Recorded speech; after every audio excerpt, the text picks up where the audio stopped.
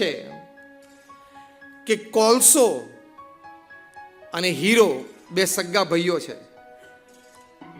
Call and diamond are real brothers, rather they are twins. એ જોડિયા છે, કારણ કે કોલસો પણ કાર્બન એટમ છે, હીરો પણ કાર્બન એટમ છે. કોલસો 100% કાર્બન છે, ડાયમંડ પણ 100% કાર્બન છે.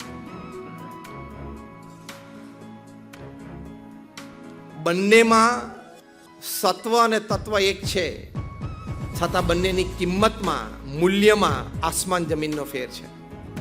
એક નાનો હીરો હોય એમાંથી ટ્રક ભરીને કોલસો આવે. આ કિંમતમાં ફેર કેમ પડી ગયો? The one principal reason of this difference between coal and diamond, કે જ્યારે કાર્બન એટમ છે હેફેઝાર્ડ ગોઠવાય, કોઈ નિયંત્રણ વગર, કોઈ સંયોજન વગર, કોઈ વ્યવસ્થા વગરનું મળવું, ભેગું થવું, આડેધડ જે શબ્દ આપણે વાપરીએ છીએ એવી રીતે કાર્બન એટમ્સ ભેગા થાય એટલે કોલસો બની જાય. એના એ જ કાર્બન એટમ્સ હેક્ઝાગોનલ સ્ટ્રક્ચરે ગોઠવાય, જે આપણે બેન્ઝીન રિંગ ભણ્યા કેમિસ્ટ્રીમાં.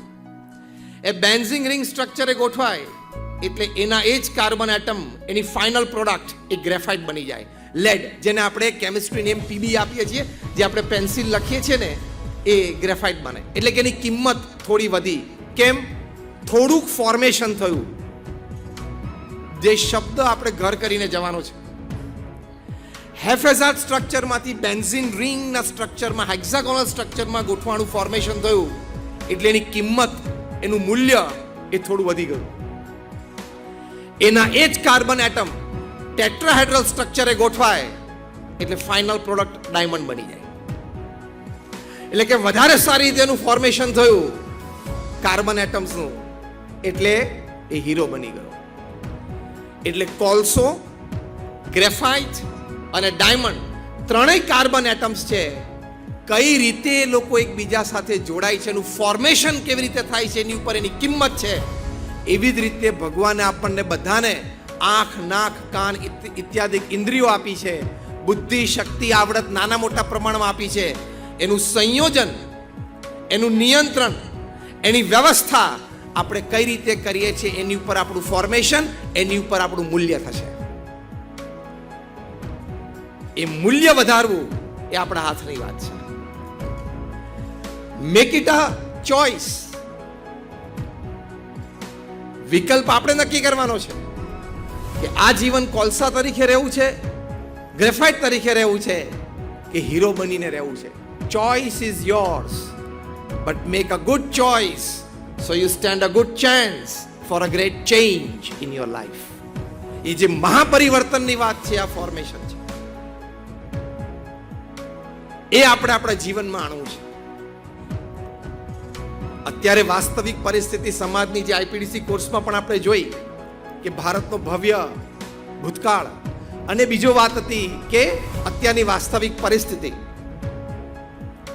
તો અત્યારની વાસ્તવિક પરિસ્થિતિ આપણે જોઈએ છે, ડોક્ટર સર્વપલ્લી રાધાકૃષ્ણને લખ્યું કે main has learn to swim like a fish in water, main has learn to fly like a bird in air. કે માણસ છે એ પાણીમાં માછલીની જેમ તરતા શીખ્યો, હવામાં પક્ષીની જેમ ઉડતા શીખ્યો, અને હવે તો સ્પેસ વોક કરતા પણ શીખી ગયો. પણ he has not learned to walk like a sane human being upon this earth. એક સારા માણસ તરીકે પૃથ્વી ઉપર ચાલતા શીખ્યો નહીં. We have the best of refrigerators, best of computers, but the worst of humans. ઇન્ફોર્મેશનના આધારે આપણે કમ્પ્યુટર સારા બનાવ્યા, રેફ્રિજરેટર સારા બનાવ્યા, ઇત્યાદિ અનેક સાધનો સારા બનાવ્યા, પણ એ ઇન્ફોર્મેશન એટલે માહિતીના આધારે આપણે માણસો સારા બનાવી ના શક્યા. એટલે જે આપણે કહીએ છીએ ને હ્યુમન બિંગ અને બિંગ હ્યુમન, દરેક હ્યુમન બિંગ આ કરવાનું છે, બિંગ હ્યુમન. તો આપણને આપણા જીવનમાં સંતોષ રહે. અંત સમયે આપણને આપણી છાતી ઉપર હાથ મૂકીને કહી શકીએ કે યસ, આઈ લીવ્ડ માય લાઈફ. એવું જીવન જીવવું છે, એની માટે આ ફોર્મેશનની જરૂર છે. તમને આશ્ચર્ય થશે, અત્યારે તો એજ ઓફ ઇન્ફોર્મેશન છે, ઇન્ટરનેટ છે, ઇન્ફોર્મેશન એક્સપ્રેસ હાઈવે છે. જે માહિતી આપણે જ્યારે જોતી હોય ત્યારે આપણને પ્રાપ્ત થઈ શકે છે. Everything is just a switch અવે. આપણા મોબાઈલમાં, સ્માર્ટફોનમાં ઇન્ટરનેટ કનેક્શન હોય એટલે આખી દુનિયા ફક્ત એક સ્વિચ અવે છે. તમે કોઈ પણ વસ્તુ જોઈ શકો છો, સાંભળી શકો છો, માહિતી મેળવી શકો છો. આ ઇન્ફોર્મેશન એજમાં આટલી બધી માહિતી આપણી પાસે છે, પણ એ માહિતીમાંથી આપણે ફોર્મેશન ન કરી શક્યા. એની વાસ્તવિક પરિસ્થિતિ સમાજની અત્યારે તમને આશ્ચર્ય થશે. For every person upon this earth there are 2 bullets. પૃથ્વી પર ગોળીઓ કેટલી છે? ખાવાની નહીં, હા, મારવાની. દર વ્યક્તિ દીઠ 2. દર 10 વ્યક્તિ એક ફાયર આર્મ છે. દર 10 વ્યક્તિ એક પિસ્તોલ છે. અમેરિકાની જેટલી વસ્તી છે એટલી ગન્સ, ડોમેસ્ટિક ગન્સ ઘરે ઘર છે. તમને આશ્ચર્ય થશે કે annual defence budget of the world is $1,500 billion. 1500 અબજ ડોલરનું ડિફેન્સ બજેટ દુનિયાનું છે, જ્યારે દુનિયાનું શિક્ષણ બજેટ $200 બિલિયન થી પણ ઓછું છે. આ $1500 બિલિયન, $1 બિલિયન એટલે 7,500 કરોડ રૂપિયા થયા. $1500 બિલિયન એટલે પૃથ્વી ઉપર રિસોર્સિસની કોઈ કમી નથી. ભગવાને પૃથ્વી ઉપર ઇનફ રિસોર્સિસ મૂકેલા છે. આપણે બધા વ્યવસ્થાપકો બરોબર વ્યવસ્થા કરતા નથી, એને લીધે બધા પ્રશ્નો છે. બાકી દુનિયાના મુખ્ય 25 દેશો એ નક્કી કરે કે આપણે નવા શસ્ત્રો નથી બનાવવા, R&D નવું નથી કરવું આ ક્ષેત્રમાં, 25 વર્ષનો બ્રેક લે ને, અને ખાલી આ $1500 બિલિયન માંથી 50% સેવિંગ થાય ને, $750 બિલિયન, તો આવતા 25 વર્ષમાં પૃથ્વી ઉપર education free, shelter free, food free અને medicine free for all population upon this earth. 4 વસ્તુ ફ્રી થઈ જાય. એ લોકોને આ વાત સમજાય એની માટે IPDC નો આ કોર્સ છે.